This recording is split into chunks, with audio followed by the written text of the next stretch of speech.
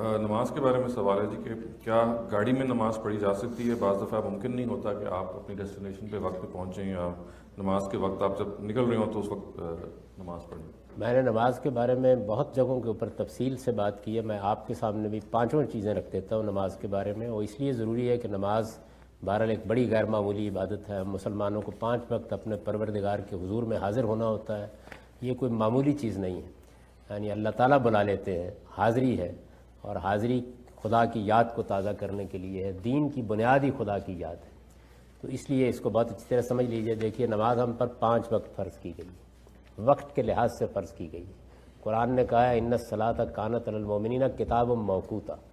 یہ 5 وقت کی فرض نماز کتنی ہے یہ بتانا بہت ضروری ہے۔ اس کی وجہ یہ ہے کہ جب آپ بچوں کو بتاتے ہیں کہ عشاء کی نماز 17 رکعتیں ہیں، تو وہ پہلے دن فیصلہ کر لیتے ہیں کہ یہ تو نہیں پڑھنی۔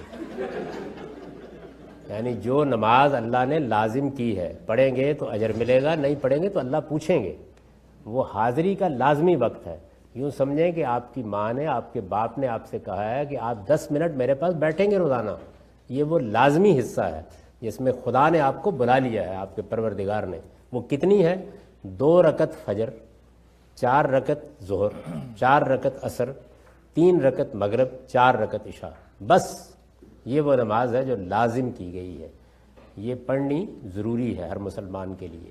پڑھیں گے اجر ملے گا، نہیں پڑھیں گے تو پوچھا جائے گا۔ اس کے سوا سب نماز نفل ہے۔ نفل کا مطلب یہ ہے کہ اپنے شوق سے پڑھیے، طبیعت میں آمادگی ہو تو پڑھیے، دل میں نشاط ہو تو پڑھیے۔ پڑھیں گے اجر ملے گا، نہیں پڑھیں گے، زندگی میں ایک نفل بھی نہیں پڑھیں گے، اللہ تعالیٰ نہیں پوچھے۔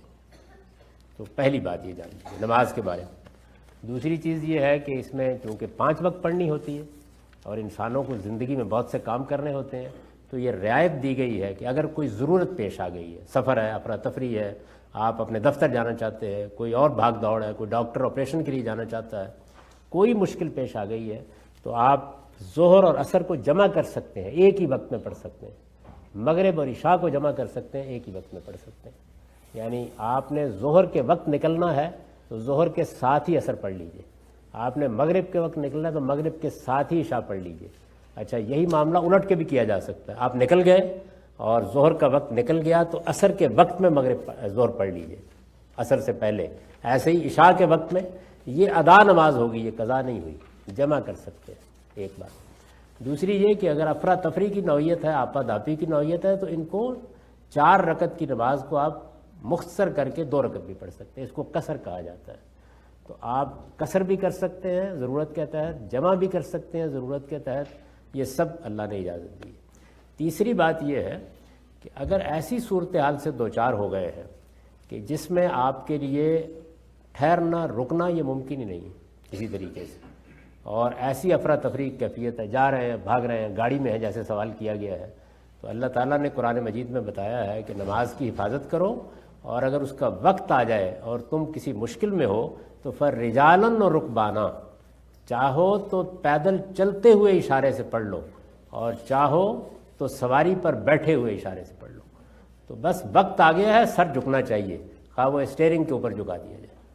تو ایک بات یہ، اور آخری بات یہ کہ اگر کسی مشکل صورتحال میں آپ پھنس گئے، مثلاً سو گئے، آنکھ نہیں کھلی، اور جب آپ کی آنکھ کھلی تو نماز کا وقت نکل چکا تھا، صبح اٹھے تو 10 بج چکے ہوئے تھے، تو جب آپ کی آنکھ کھلے اور اس کے فوراً بعد آپ نماز پڑھ لیں تو یہ بھی قضا نہیں ہوئی، یہ ادا نماز ہے، فوراً پڑھ لیجیے۔ چنانچہ میں نے جگہ جگہ یہ واقعہ سنایا، خود رسول اللہ صلی اللہ علیہ وسلم خیبر سے جب واپس آ رہے تھے تو راستے میں بہت تاخیر ہو گئی، پڑاؤ ڈالا گیا آدھی رات کے قریب، سب تھکے ہوئے تھے، تو آپ نے فرمایا میں بھی سو رہا ہوں، باقی لوگ بھی سو رہے ہیں، تو بلال ذرا دیکھتے رہنا کہیں ہماری فجر کی نماز نہ چلی جائے۔ لیکن ہوا کیا، سب سو گئے، بلال بھی سو گئے۔ آنکھ کھلی تو سورج نکلا ہوا تھا۔ بلال سے پوچھا تو انہوں نے کہا غلبت نہیں عنایا، میں نے زور بہت لگایا لیکن آنکھیں مجھ پر غلبہ پا گئی، تو اس وجہ سے میں نہیں اٹھ سکا۔ تو حضور نے وضو کیا، لوگوں نے وضو کیا، نماز پڑھائی، اور پڑھانے کے بعد آپ بیٹھ گئے تو ایک شخص آیا، اس نے آگے کہا کہ آج بڑی تقصیر ہوئی، بڑا گناہ ہو گیا، بڑی کوتاہی ہو گئی۔ آپ نے فرمایا کوئی کوتاہی نہیں ہوئی، انما التفریط فی الیقظہ لیست التفریط فی النوم، کوتاہی اور قصور جاگتے میں ہوتا ہے، سوتے میں نہیں ہوتا۔ تو یہ باتیں نماز کے بارے میں ذہن میں رکھیے، اور پوری توجہ کے ساتھ نماز کو اہمیت دیں، آپ کی زندگی نماز ہونی چاہیے۔